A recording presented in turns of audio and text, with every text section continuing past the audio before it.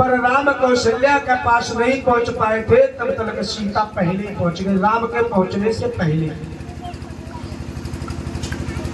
सीता को पता लग गया कि हमारे स्वामी के लिए वनवास हो गया है, इसीलिए जाकर के कौशल्या के पास में पहुंची और कौशल्या को समझा करके कहने लगी, मैया मैं आपसे आपके न्यायालय में एक फैसला लेकर के आई हूँ। कौशल्या कहने लगी, कैसा बेटी फैसला? बोले मैया एक बात बताओ, अगर हमारे पति देव कहीं बाहर जाए तो हमारा धर्म क्या है? मतलब समझे नहीं। कहने लगी एक बात बताओ, हमारा पति के लिए क्या कर्तव्य? मैं पति के साथ में रहूं या बन जाऊं या कहीं जाऊं? आपके पास में इसलिए आवेदन लाई हूं कि मंजली माँ ने ससुर जी से पिताजी से वचन ले लिए हैं, और हमारे स्वामी के लिए 14 वर्षों का वनवास है, भरत के लिए राजगद्दी है। इसलिए मैं आपसे ये पूछना चाह रही हूँ, इस समय मेरा धर्म क्या है? मैं यही राजमहल में रहूं या अपने पति के साथ बन जाऊं? तो जब ये बातें कही तो कौशल्या कहने लगी, बेटी तुम हमसे पूछ रही हो, पत्नी का धर्म है कि हर समय पति के साथ रहे, और जो पत्नी सुख और दुख में अपने पति के साथ सम्मिलित होती है तो मोक्ष की प्राप्ति होती है। तुम मुझसे पूछ रही हो, और ये बात सुनने के बाद मैं तुमसे पूछ रही हूँ कि बेटी कि हाँ बिना क्या यह चक्र रचा, यह भीषण परिवर्तन कैसा?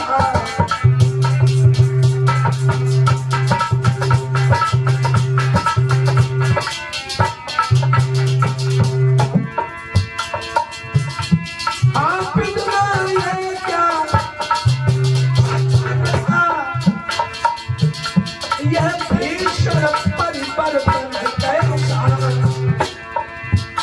राजा सुबह के होते ही 14 वर्षों का पन कैसा?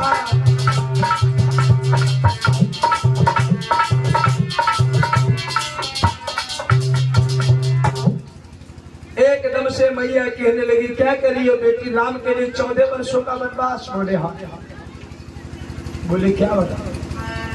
तुम हमसे पूछ रही हो, और यह प्रश्न पूछने के बाद मैं खुद असमंजस में पड़ी हूँ कि तुम बेटी अभी नाजुक हो, और मैं क्या करूँ? देखो मेरा क्या है, मैं तो बूढ़ी हूँ, बेटा के वियोग में, पति के वियोग में जब तक जीऊंगी तब तक जीती रहूंगी। लेकिन बेटी तुम्हारी तो अभी नई नई शादी हुई है, और सीता तुम अपने पति के बगैर कैसे रह सकती हो? इसीलिए मैं ये राय देती हूँ कि तुम अपने पति के साथ में बन जाओ, जहां तुम्हारा पति रहे वहीं तुम रहो। यह फैसला हो गया कौशल्या और सीता के बीच में।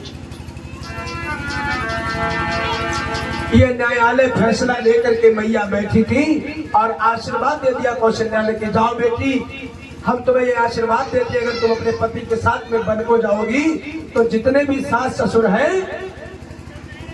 बन के देवी देवता सब तुम्हारे सास ससुर के समान व्यवहार करेंगे। बन देवी बन देव उदारा, और करिए सास ससुर समचारा। जाओ बेटी, जितने भी बन के देवी देवता है सब सास ससुर की तरह तुम्हारा प्यार करेंगे। इतनी शब्द होते थे तब तक प्रभु श्री राम आ गए। जब प्रभु श्री राम आए, कुछ क्षण तो चुप ही रहे भोले श्री राम। प्रिय प्रिय धीरज धरो, सुन लो मेरी बात। राम बोले, तुम क्यों रो रही हो? आखिर बात क्या है? तो सीता कहने लगी, स्वामी मैं अपनी माँ से आज्ञा ले चुकी हूँ आपके साथ बन जाने की, और इसलिए मैं रो रही हूं, अगर तुम हमें साथ में ले चलोगे तो मैं तो यहाँ जीती जी मर जाऊंगी। प्रभु श्री राम कहने लगे सीते, मैं जानता हूं कि पत्नी के लिए पति का वियोग क्या होता है, लेकिन मजली माँ ने ये आज्ञा नहीं दी कि सीता भी बन के लिए जाएगी। बर्बाद सिर्फ हमारे लिए है, तुम्हारे लिए नहीं है, इसलिए तुम यहीं रहो और हमें बन जाने दो। सीता कहने लगी, स्वामी आप बड़ी मजली माता की आज्ञा ले है बन जाने की, और हम अपनी बड़ी माता से आज्ञा ले चुकी हूं आपके साथ बन जाने की। अगर आप अपनी मजली माता की आज्ञा का पालन करते हो तो आपके द्वारा अपनी बड़ी माँ की आज्ञा का उल्लंघन हो जाएगा। अब मैं चाहती हूँ कि आप अपनी बड़ी माता की आज्ञा का पालन करें और हम अपनी माता की आज्ञा का पालन करें, इसलिए दोनों का मान रखने के लिए मैं आपके साथ में बन जाऊंगा। सीता कहने लगी, अब मैंने विचार कर लिया है प्रभु, हम आपके साथ ही चले जाएंगे, मैं यहाँ नहीं रहूंगी, क्योंकि जिया बिन दे नदी बिन बारी, तैसे नाथ पुरुष बिन नारी, बिना पत्नी के पति का जीवन अधूरा है। मैं आपके साथ अवश्य चलूंगी, क्योंकि अगर आप चले गए मैं अकेली यहाँ रहूंगी तो फिर मुझसे ये ताने नहीं सहन होंगे, मैं अवश्य चलूंगी। और बोली, मैं इस मंदिर की हूँ पुजारी, मैं इस मंदिर की हूँ पुजारी, और मेरे प्रभु बर तुम ही तो हो, मेरे प्रभु बर तुम ही तो हो।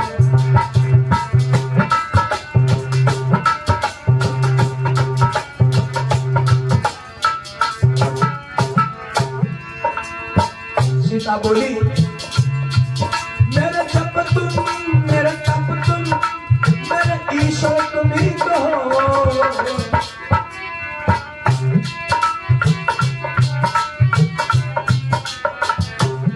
मैं इस मंदिर की हूँ पुजारी, मेरे प्रभु बर तुम ही तो हो, मेरे प्रभु बर तुम ही तो हो।